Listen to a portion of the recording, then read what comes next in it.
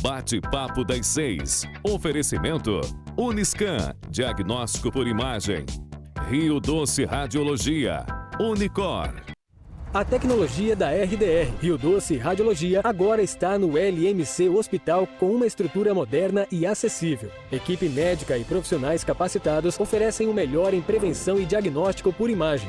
Na unidade instalada no LMC Hospital, você realiza exames de ultrassom, tomografia computadorizada, angiotomografia coronariana e raio-x. Aqui, o nosso foco é você. RDR e LMC Hospital, juntos para cuidar da sua saúde.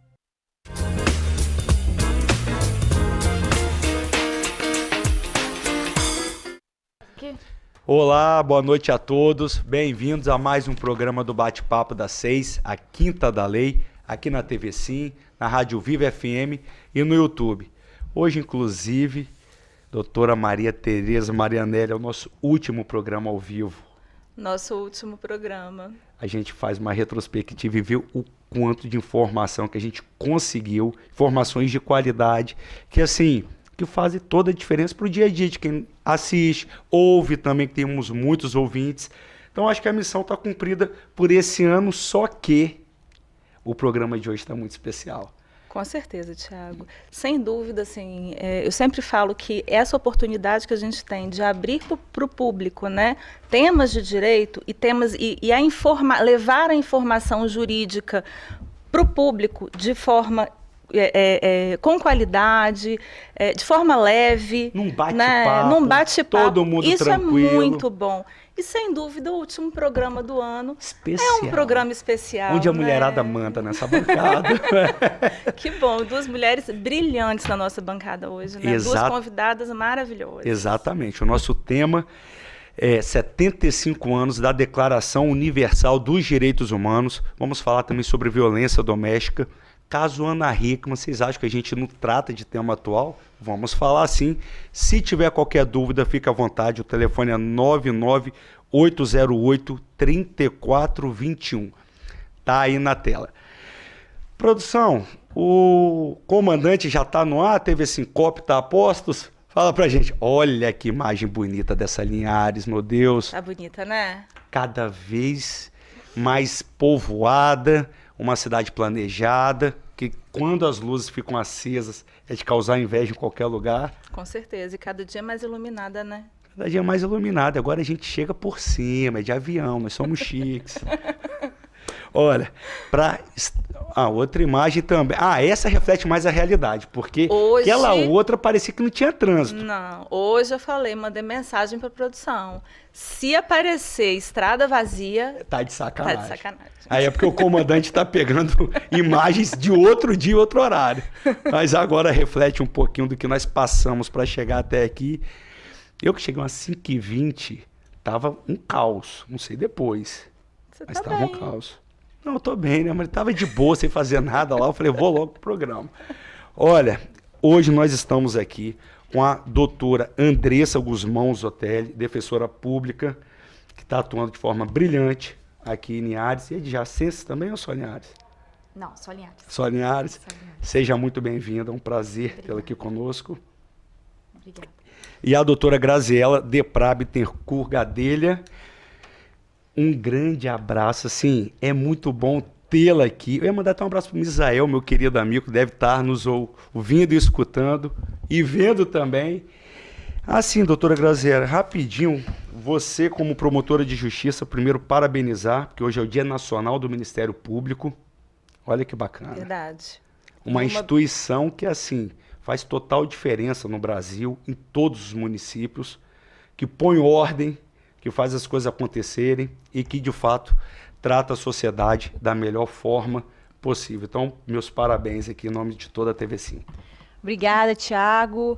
Boa noite a todos. Boa noite, Thiago. Boa noite, Maria Tereza. Boa noite, Andressa. Mais uma vez a gente divide essa honrosa tribuna. Falar de direitos humanos é falar um pouquinho da história do Ministério Público, porque o Ministério Público tem essa função institucional de defender o regime democrático, de defender os direitos humanos. Então é muito feliz, muito gratificante no Dia Nacional do Ministério Público poder falar de uma das principais funções do Ministério Público, dentro dessa perspectiva democrática que veio com a Constituição de 88. A gente que fica muito feliz, inclusive Maria Tereza e eu, doutora Andressa, também recebemos, que além de promotora de justiça, é uma escritora. Não é? Acordo de Não Persecução Penal, da doutora Graziella, está aqui. Quem quiser adquirir, já estão... É só na Amazon, nos sites, você consegue comprar pela internet mesmo. Claro que não vai ser chique igual o meu, que é dedicatória. Né? Cadê, professor? Mostra que é dedicatória. Chique igual o meu não vai ser, não. Mas é um livro que hoje mesmo já começo a ler, doutora Graziella, para eu aprender um pouquinho. Eu também. Com certeza. Vamos lá, Maria Tereza. A gente já conhece a dobradinha. Não é? A doutora Andressa e a doutora Graziella já vieram aqui também no programa, inclusive sobre o acordo de não persecução penal. Nós falamos. Hoje o tema é outro, mas tem muitos ouvintes e telespectadores que ainda não conhecem. Pois é. Doutor, gente, muito, muito obrigada, né, por terem aceito nosso convite, estarem aqui conosco nesse dia tão especial, né, 75 anos da Declaração Universal, né, dos Direitos Humanos, Dia do Ministério Público. Então, assim, é muito, muito bom recebê-las aqui, tá? Eu não estive no outro programa, né, mas muito bom tê-las aqui.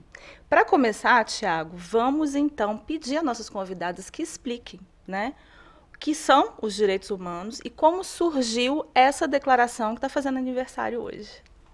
Começa com a doutora Andressa. Vamos lá. Boa noite a todos. Eu gostaria inicialmente de agradecer o convite aqui, que eu recebi. Mais uma vez estar ao lado da doutora Graziella. É sempre uma honra, né, estar ao lado da doutora Graziella, que eu sempre digo que é uma promotora muito atuante. Parabenizá-la, né, pelo Dia Nacional do Ministério Público e dizer que a senhora honra, né, a sua instituição e abrilhanta sempre os eventos dos quais eu participo e tenho a honra de ouvi-la sempre dissertando. Gostaria também de agradecer o livro que eu recebi, inclusive fala do tema, né, que nós debatemos aqui na última vez, e parabenizar também o programa, que aborda temas sempre muito necessários e importantes, de uma forma descomplicada, leve, levando realmente essa educação em direitos que é tão necessária que seja levada para as pessoas. Bom, hoje a gente está aqui para debater, né, falar um pouquinho sobre a Declaração Universal dos Direitos Humanos e a comemoração dos seus 75 anos. É um tema sempre muito importante de ser abordado, né, em que pese aí já esteja completando 75 anos, nós vamos ver aí ao longo do programa que muito já se caminhou, mas muito ainda há que se caminhar no que diz respeito ao tema direitos humanos. E para as pessoas que estão em casa, né, gostaria de abordar inicialmente o que seria, né, esses direitos humanos de que tanto se fala, né? Qual seria o conceito do que é os direitos humanos? E os direitos humanos são normas que reconhecem e protegem a dignidade da pessoa humana, né? Esses direitos, eles visam resguardar a dignidade da pessoa humana. E o que é essa dignidade da pessoa humana? São todos os direitos para que cada ser humano viva realmente com dignidade, né? Que tenha garantido ali seu mínimo existencial, a sua vida digna. E aí, então, né, em 1948, foi proclamada lá na Assembleia Geral das Nações Unidas em Paris a Declaração Universal dos Direitos Humanos. E essa declaração, ela foi um marco, né, uma grande conquista mundialmente falando em positivação de normas sobre os direitos humanos. A declaração, ela surgiu num contexto de Primeira e Segunda Guerra Mundial, né? Ela é de 1948, então ali depois do final da Segunda Guerra Mundial, os países, de uma forma coletiva, viram a necessidade de que existisse um documento a ser adotado por vários países, né? A ser adotado por vários países do mundo. Então, vários países se reuniram e proclamaram esse documento, que é a declaração, e ali estão positivados direitos básicos para protegerem a dignidade da pessoa humana. Bacana. E a gente fala da Declaração de Direitos Humanos, 75 anos. Temos a Constituição Federal, 35 anos. Quase a minha idade. Eu estou com 25 apenas. E aí, quer dizer, como é que a gente faz, aí, como é que dialoga a Constituição com a Declaração Universal dos Direitos Humanos? Bom, é importante a gente pensar desses dois marcos comemorativos, dos 75 anos da Declaração Universal de Direitos Humanos e nos 35 anos da Constituição Federal de 88. E por que é importante esses marcos, os aniversários, esse simbolismo? Por que isso é tão importante? Para que a gente faça uma reflexão do passado com o presente e com o futuro, nessa visão de prospectiva, de um olhar para frente, e uma visão retrospectiva, de olhar para trás. De onde viemos? Qual é a perspectiva de sociedade que esperamos? O que a gente quer enquanto sociedade? Qual é o modelo de sociedade que nós queremos? E aí, com a Constituição de 88, nós vemos que os artigos da Declaração Universal de Direitos Humanos, eles foram totalmente incorporados no texto da Constituição. E a Constituição, ela criou um marco histórico na forma de ver as normas dentro do direito brasileiro. E ela veio com uma linguagem integralmente alinhada com o texto da Declaração Universal de Direitos Humanos. Todos os artigos que nós temos na Declaração Universal, eles integram a Constituição da República Federativa do Brasil, que é de 88. E aí, a gente tem que pensar que nós temos direitos humanos no Brasil antes de 88 e após 88. A forma de ver direitos humanos no Brasil é completamente diferente. Se a gente pensar assim, Constituição de 88, a gente tem, antes da Constituição, um Código Civil que não está mais em vigor, que é o Código Civil de 16. No Código Civil de 16, a mulher casada era relativamente incapaz. O indígena era considerado um silvícola relativamente capaz. Então, só com a Constituição de 88, com uma leitura constitucionalmente adequada dos direitos civis, dos direitos políticos, dos direitos sociais e econômicos, que nós conseguimos adequar todos os códigos, a legislação, para um regime finalmente democrático e que alinha valores humanos dentro dessa perspectiva de direitos humanos. Então, o que a gente pode pensar com esses dois marcos históricos? Declaração Universal de Direitos Humanos, completando 75 anos, e a Constituição Federal de 88, completando 35 anos. Que só com a Constituição de 88 que nós conseguimos reparar problemas históricos dentro do Brasil. Então, se a gente pensar, o descobrimento do Brasil foi em 1500. De 1500 para cá, a gente demorou quase 5 séculos para ter uma lei que criminalizasse a tortura, que só veio no ano de 97. Nós tardamos quase 5 séculos para criminalizar o racismo, que só veio com a lei que é de 89. Então, a partir da Constituição de 88, é que, fazendo a leitura dos direitos humanos previstos lá 75 anos atrás, então foi 40 anos atrás da Constituição de 88, é que nós efetivamente conseguimos proteger de uma forma adequada esses direitos e, a partir das lentes constitucionais, olhar o nosso ordenamento jurídico, nosso conjunto de leis, de normas, decretos, e adequar a linguagem de proteção de direitos humanos que a Declaração Universal previu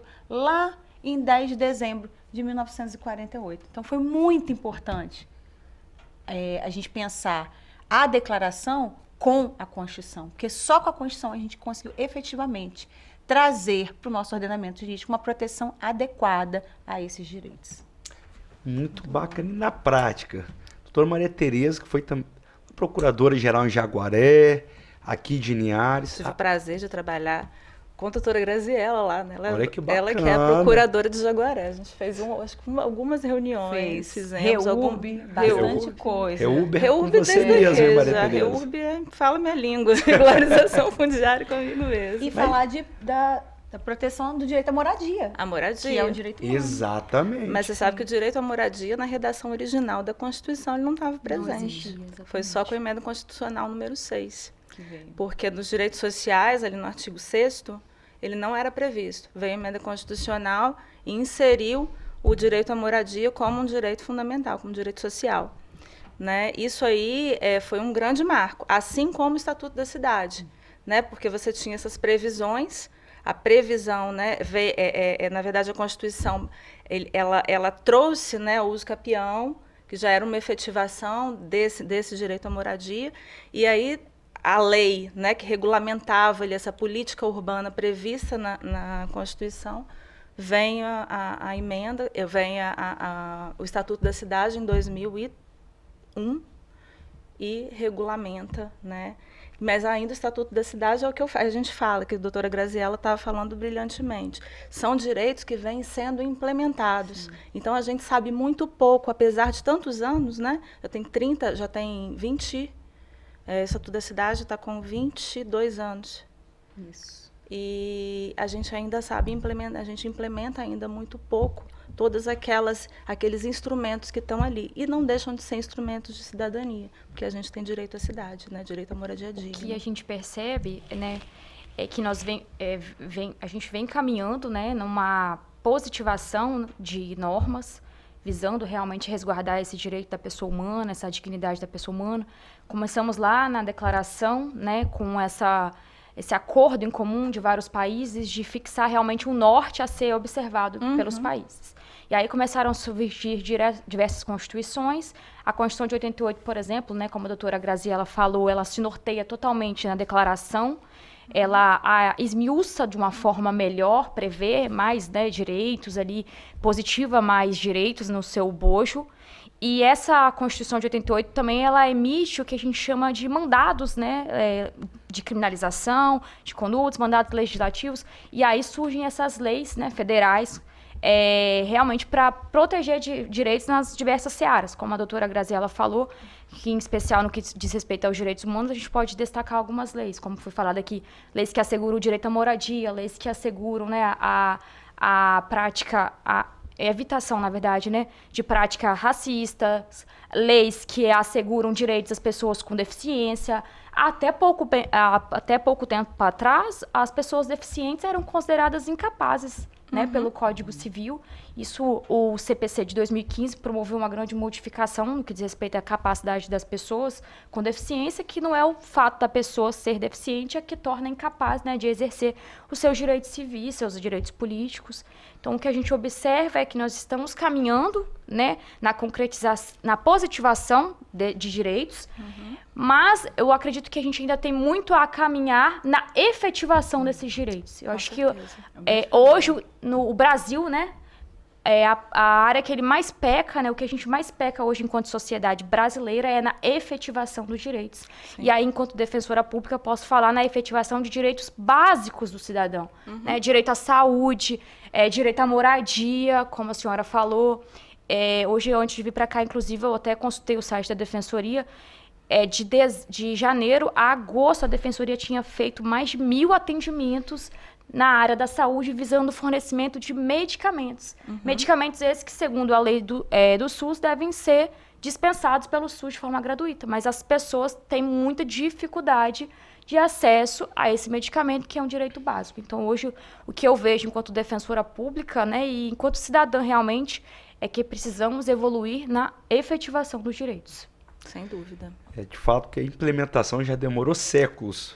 Para efetivar, a gente espera que não demore séculos também, até mesmo porque temos instituições de peso justamente para colocar em prática o que a lei determina, e também o que é de benefício para a sociedade, porque um direito básico de acesso a remédio não deveria ter dificuldade nenhuma administrativa de conseguir. Eu mesmo, como advogado, já passei por situações de total desespero do cliente. Sim. De não conseguir, precisar do judiciário, o judiciário também com muita demanda, não conseguir também dar uma resposta a tempo e a pessoa ficar completamente desamparada. Faz parte, infelizmente, mas o começo disso tudo é na implementação. Está inadequada. Aí tudo você tem que levar para o judiciário, porque o básico não é feito. E cada vez mais, muitas demandas, e não tem como o Estado suportar dessa maneira. Então, assim, fica esse apelo, para todas as autoridades públicas, para, de fato, implementar e fazer reuniões entre instituições, o que precisa, para desburocratizar um pouco. Porque você lida com muitas pessoas humildes, que não têm ideia, às vezes, nem de pegar um celular para mandar um Na WhatsApp? verdade, a gente vê, né, do perfil dos assistidos, muitas pessoas não fazem sequer ideia dos seus direitos, né? Por isso que eu disse da importância do programa, da importância de abordar o tema, da importância de levar a informação de uma forma facilitada para as pessoas que estão em casa, porque realmente nós, né, vivenciamos todos os dias, as pessoas não têm conhecimento, infelizmente, dos seus direitos.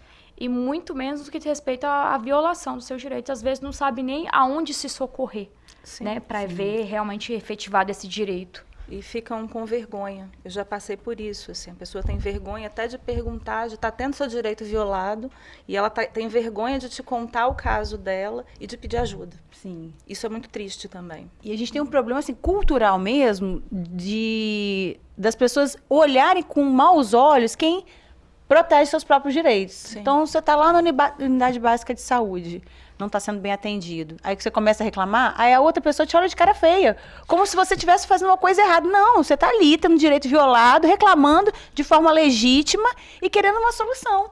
E a gente tem que trabalhar essa cultura de compreender qual é o nosso papel e nosso sentir, nossa existência enquanto sociedade. A gente existe, a gente tem direitos, esses direitos têm que ser protegidos, e a gente tem que se indignar quando esses direitos são violados. Então, a gente tem que trabalhar de uma forma cultural, da importância da gente estar hoje aqui falando de direitos humanos. Sim. As pessoas precisam entender quais são os direitos mínimos, o direito mínimo existencial, que a doutora Andressa falou, e entender que esses direitos, uma vez violados, precisam ser protegidos e reparados. Exatamente. Então, a importância de informar é muito grande. E assim, eu me lembro uma vez, porque o que a gente está falando de direito básico violado, que acontece diariamente, não tem justiça no mundo que dê conta. Não. Porque se a base aqui está, tipo assim, com muita dificuldade e tudo acaba no Poder Judiciário, infelizmente, você pode colocar mais 1.000, 2.000, 3.000 servidores, que só vai aumentando. E aí uma vez um coronel conversando comigo, a gente lá em Vitória, ele falou assim: Tiago, a educação tem que ser cada vez mais forte, porque assim, a gente, hoje o que o Brasil precisa? Como é que a gente está hoje? Sim. É como se fosse cada policial numa esquina, isso é impossível. O que falta é educação, é a base. Nós não temos, porque senão só repreensão, ninguém aguenta mais isso. Nem a polícia aguenta. Só que o nosso trabalho é questionado também o tempo inteiro. Muitas vezes de forma errônea, com excesso, etc. Mas também é um trabalho penoso. É um trabalho que tem que se respeitar. E que não é fácil. Mas tudo isso está na base. A base não está bem feita. Sim. Nunca esteve. Agora que a gente vem tentando, é o país tentando também ser mais unido, que é uma dificuldade muito grande. Mas, enfim, um pouco de formação que a gente tem que levar para a sociedade. E a nossa função aqui no programa. Vamos para o intervalo, vocês estão vendo que o bate-papo está nota 10, não é mesmo? É um minutinho, voltamos já.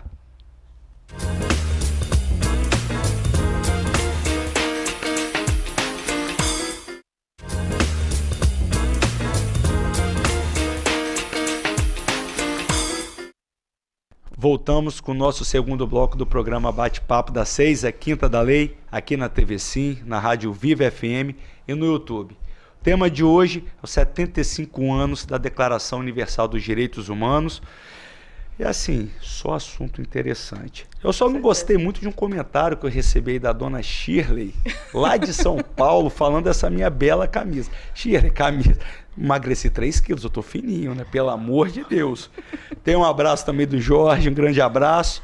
E quando eu vi abraço, eu lembrei, cadê o abraço? Mamãe, vovó, o pessoal sempre manda, hoje nada até agora. Pois é, a gente está emocionado O nesse último fã-clube programa. tá quietinho. Pois O negócio é esse.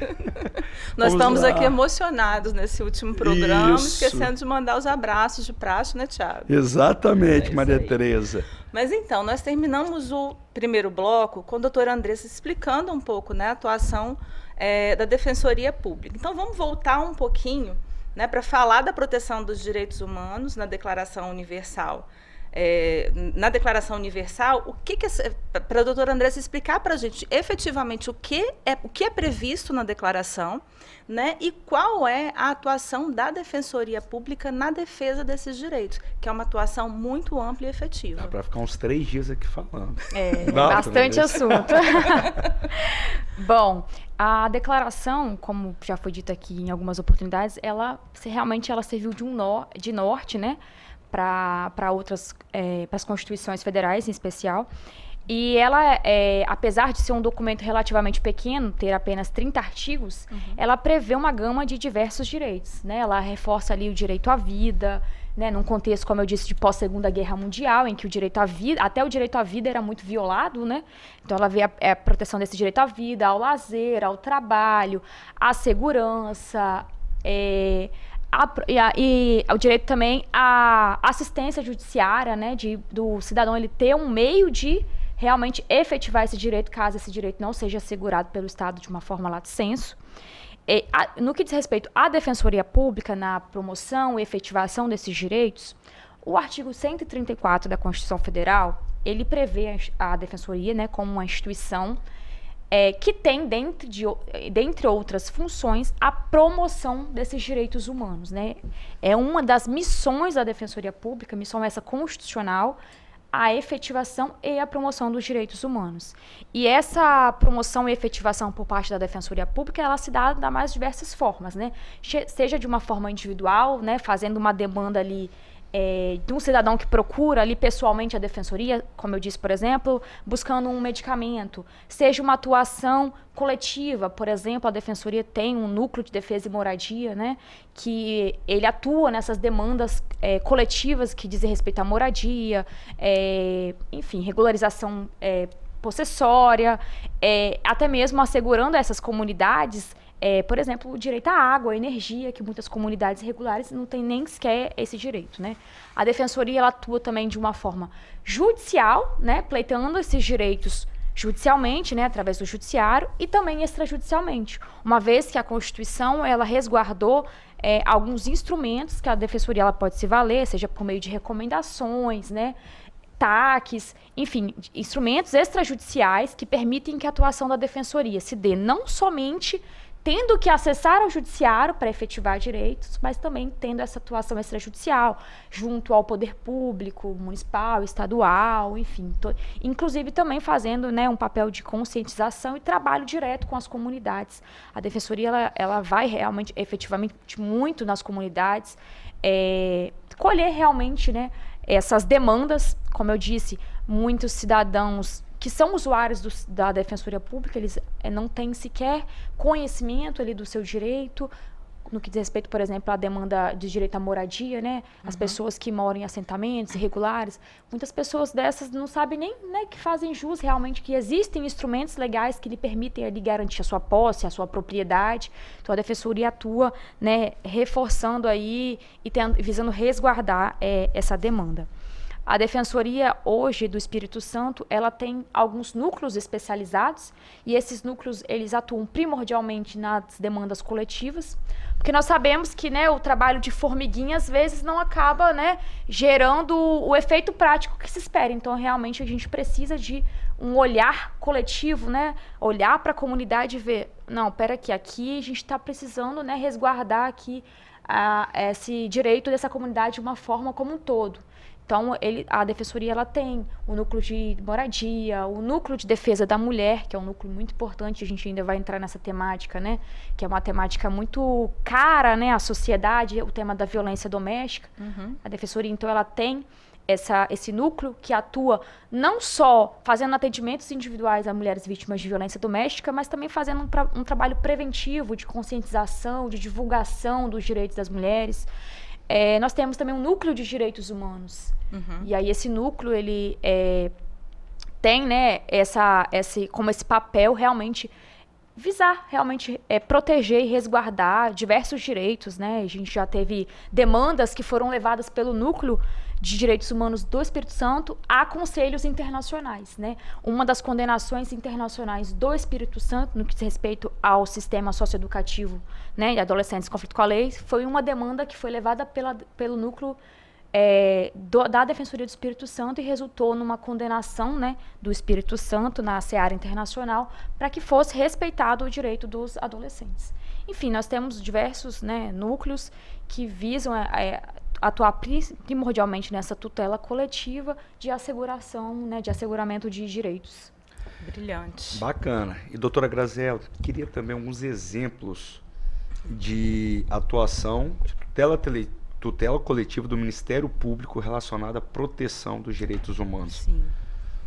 Bom, só para a gente contextualizar um pouquinho, já que a gente está falando de 14 de dezembro, Dia Nacional do Ministério Público, e a gente falou também da Declaração Universal dos Direitos Humanos com a Constituição de 88, Perfeito. esses marcos que nós temos, 75 anos da Declaração, 35 anos da Constituição Federal. Com a Constituição Federal, nós tivemos uma virada de chave do que é a instituição do Ministério Público. O Ministério Público, antes de 88, é uma instituição.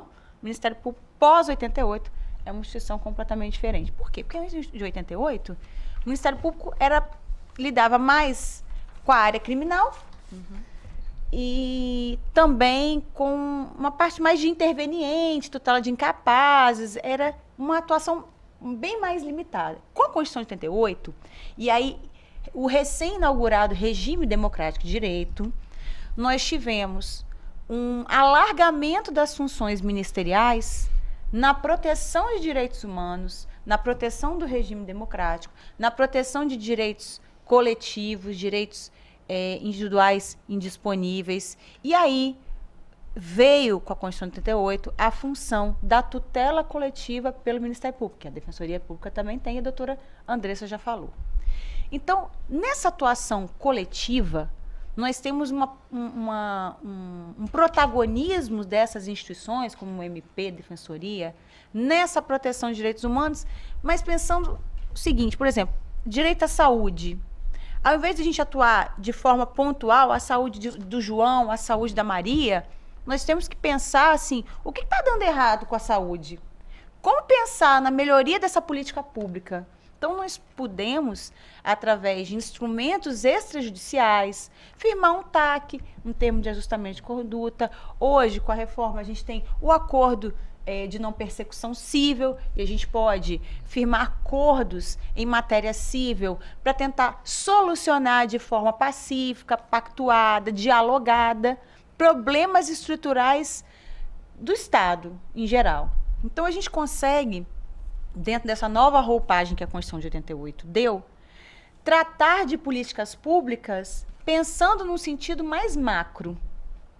Isso é muito importante, poder dialogar com os gestores na construção de respostas a problemas difíceis.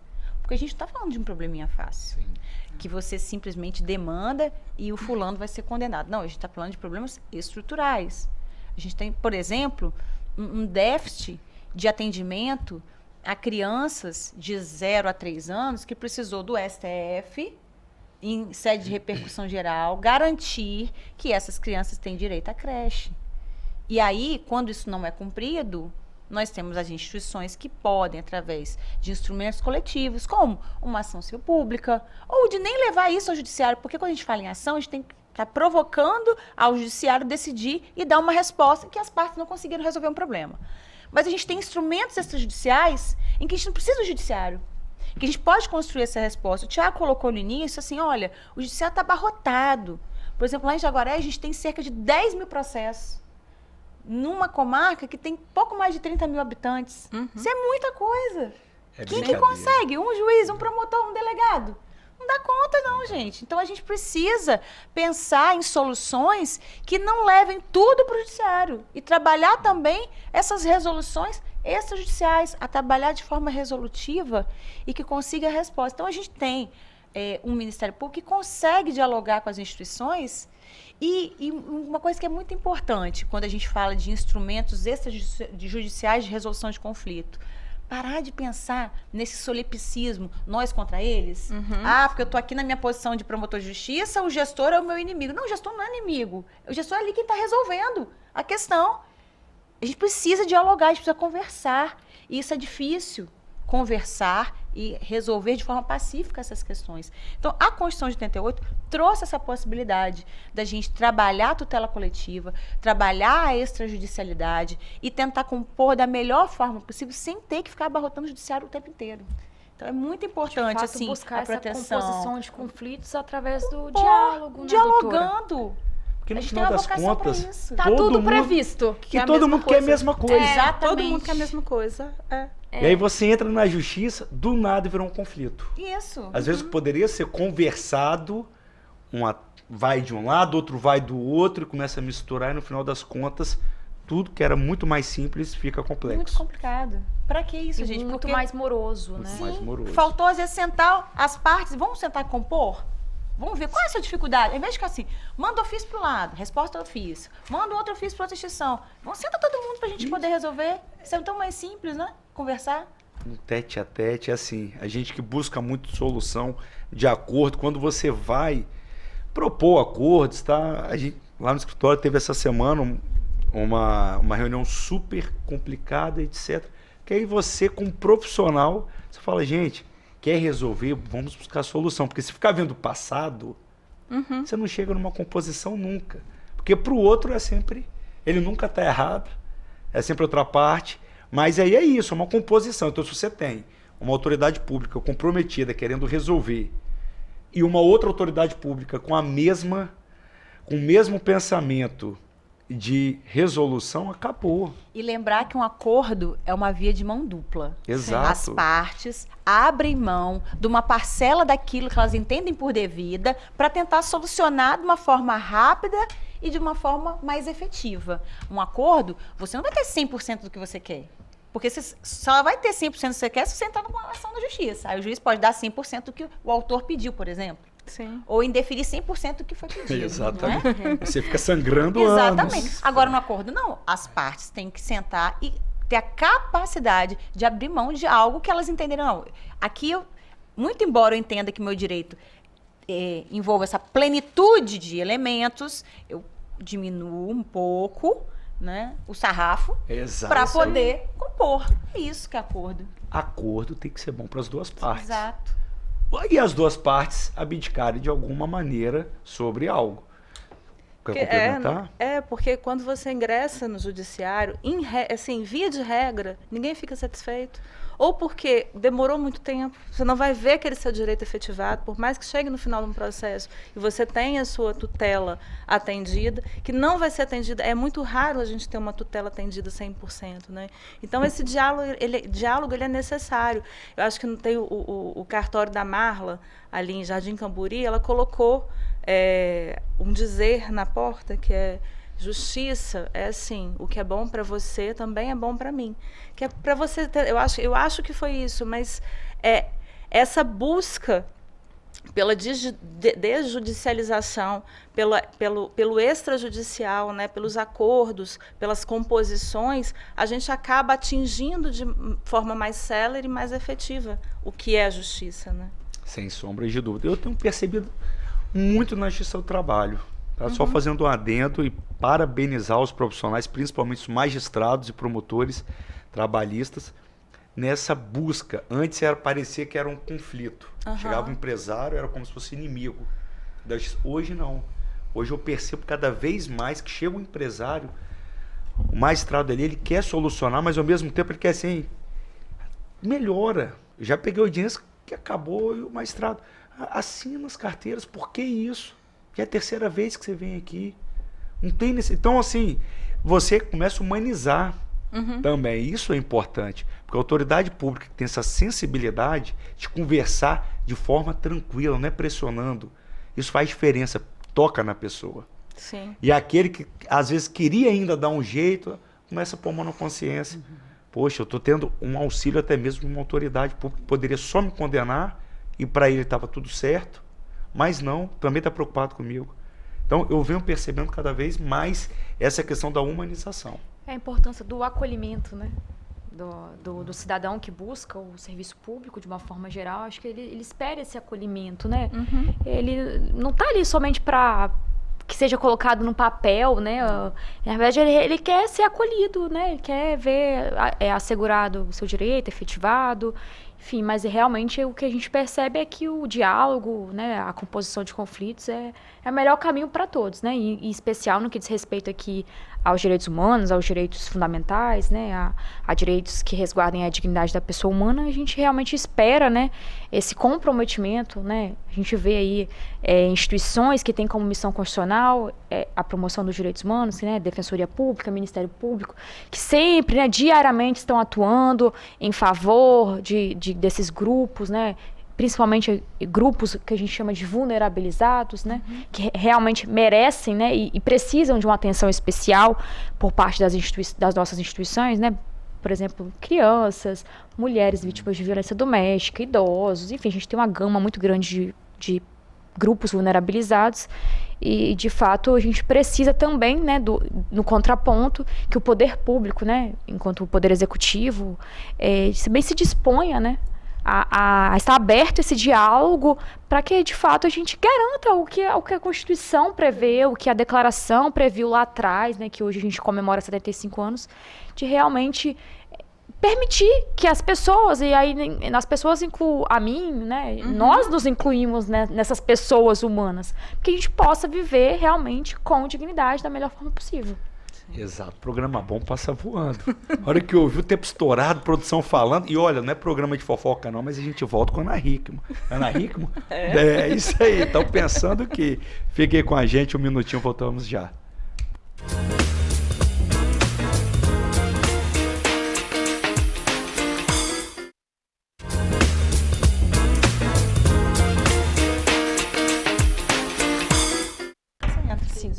Voltamos com o nosso terceiro e último bloco do programa Bate-Papo das 6. E o bate-papo é tão bom que nem no intervalo a gente para.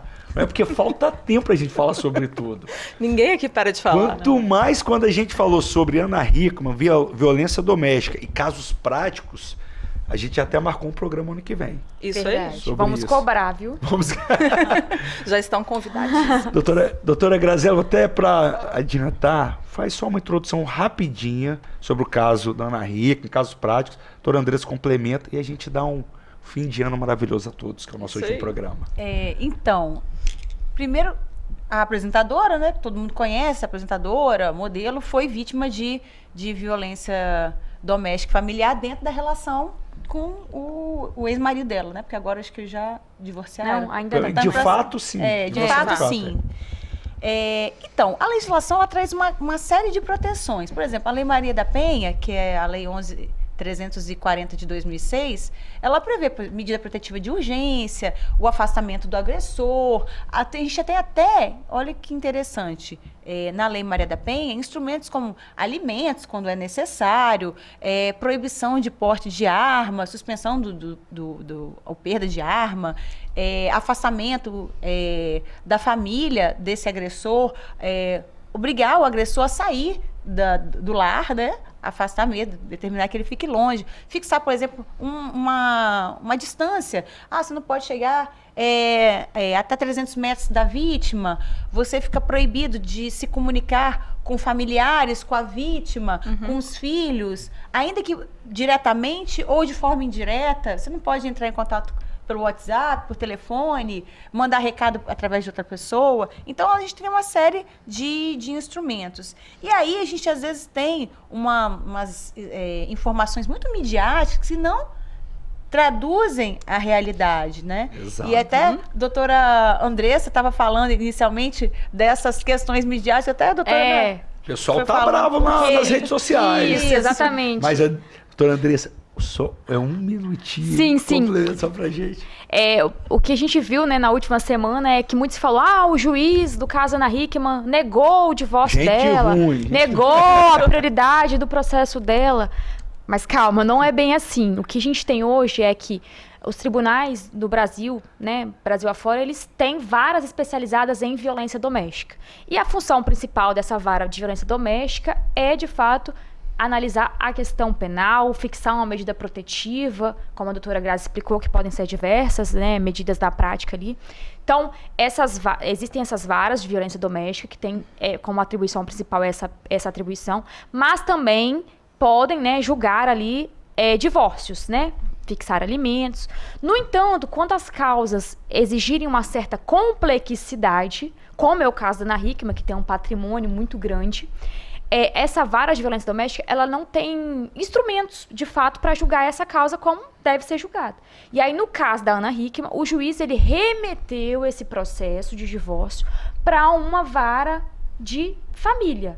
E aí, nessa vara de família, como eu estava falando aqui no intervalo, as mulheres que são vítimas de violência doméstica, elas têm assegurada por lei, né, no artigo 1048, inciso 3 do CPC, que inclusive foi uma alteração recente do CPC, elas têm uma prioridade de tramitação. Então, resumindo, não é que o juiz tenha negado a prioridade, não. Ele remeteu para um outro juiz que terá melhores condições de analisar o divórcio dela, a questão patrimonial.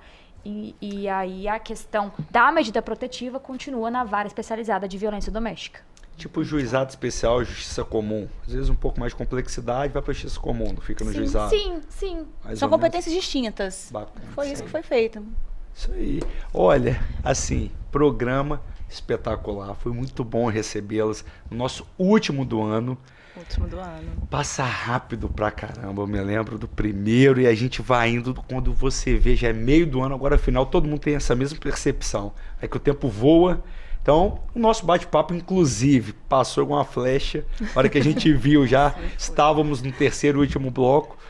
Então, assim, doutora Andressa, muito obrigado por ter aceitado o convite, ter falado de temas tão importantes, principalmente da Declaração Universal de Direitos Humanos. Eu que agradeço o convite do programa. E só aqui acrescentando em relação ao tema violência doméstica, que quem tiver interesse, precisa, né? Eu gostaria de deixar aqui a informação de que o site da Defensoria Pública tem um canal, né, ali, Mulher, onde é possível as mulheres vítimas de violência doméstica solicitar a medida protetiva de uma forma totalmente online e segura, né? Então, a gente, esse ano, atendemos mais de 1.600 casos até outubro desse ano de solicitações de medida protetiva por meio do site da Defensoria Pública. Então, gostaria de deixar essa informação aqui, agradecer mais uma vez o convite e dizer que é sempre muito importante aqui abordar temas tão relevantes para a sociedade. Muito obrigada. Doutora Graziella, mais uma vez a gente nesse bate-papo, essa dobradinha sensacional, a gente agradece por ter aceitado o convite, ter falado também de temas tão importantes para a sociedade e mais uma vez, parabéns pelo aniversário do Ministério Público, esse órgão, essa instituição tão importante aqui para o Brasil. Obrigada, Tiago. Obrigada, Maria Tereza. Obrigada mais uma vez, Andressa. Queria deixar um parabéns especial para meus colegas promotores, servidores, estagiários, os agentes de apoio, os terceirizados, que é uma grande instituição que congrega diversas pessoas empenhadas, apaixonadas pela carreira. Deixar também para o telespectador, procure o Ministério Público, as promotorias de justiça, a ouvidoria do Ministério Público, às vezes a pessoa não quer ser identificada. Então procura a ouvidoria, faz um registro de forma anônimo e denuncia uma violação de direitos humanos, uma situação errada que está acontecendo e precisa da intervenção do Ministério Público. Deixo o convite a todos aqui. Que bacana, isso aí. Doutora Maria Tereza, minha querida amiga e parceira de bancada, é com muita satisfação que a gente encerra esse ano, depois de muito trabalho, muitas pautas para a gente ficar imaginando o que poderia falar, o que o convidado gostaria também de falar, porque a nossa intenção aqui, de fato, é sempre ter um bate-papo leve, com informações importantes e, sobretudo, que seja um diferencial para a sociedade, que são poucos programas no Brasil que tem esse compromisso de informar, apenas informar. A gente não está aqui para ter palco, para nada. É apenas levar informações de qualidade. Isso aí. Tiago, querido, um prazer estar aqui com você durante todo esse ano. Estou encantada pelo programa, né? Sempre falo isso. Eu aceitei o desafio lá atrás, no início do ano, quando a Amanda saiu, e foi a melhor escolha que eu podia ter feito na vida. Porque, assim, realmente estar aqui é muito prazeroso. E levar a informação jurídica, né? Informação de qualidade para a sociedade, eu falo que a gente também cumpre a nossa função social, né? Isso é fundamental na vida, né? Doutora Graziella, muito obrigada por ter aceito o convite, um prazer te reencontrar aqui, né? Depois de algum tempo, 1 ano e meio, né? Que a gente se viu a última vez lá em Jaguaré, e que bom que você ainda está lá, porque, né, esse desempenho do Ministério Público, esse olhar do Ministério Público, ele é fundamental para todas as cidades, né, para todo o país. Parabéns. E, em seu nome, né, parabenizo toda a instituição. Doutora Andressa, um prazer te conhecer. Tá? Que ano que vem nós façamos vários outros programas juntos, porque são temas infindáveis que a gente pode abordar aqui com essas duas mulheres brilhantes. Exatamente. Né? É uma honra tê-las aqui e fechar o ano com chave de ouro. A gente agradece a todos que ficaram até o final. Lembrando, as próximas semanas serão programas reprise. Então a gente vai escolher a dedo, né, Maria Tereza? Com certeza. Esse, inclusive, será repetido com toda certeza desse mundo.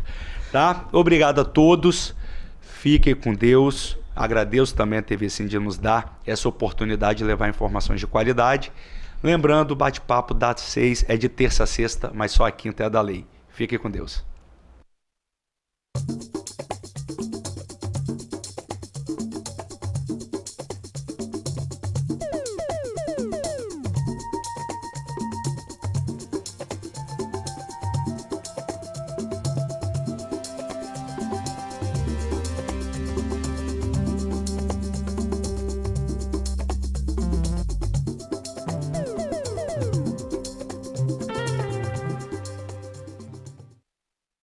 Bate-papo das 6. Oferecimento Uniscan, diagnóstico por imagem. Rio Doce Radiologia. Unicor. A tecnologia da RDR, Rio Doce Radiologia, agora está no LMC Hospital com uma estrutura moderna e acessível. Equipe médica e profissionais capacitados oferecem o melhor em prevenção e diagnóstico por imagem. Na unidade instalada no LMC Hospital, você realiza exames de ultrassom, tomografia computadorizada, angiotomografia coronariana e raio-x. Aqui, o nosso foco é você. RDR e LMC Hospital, juntos para cuidar da sua saúde.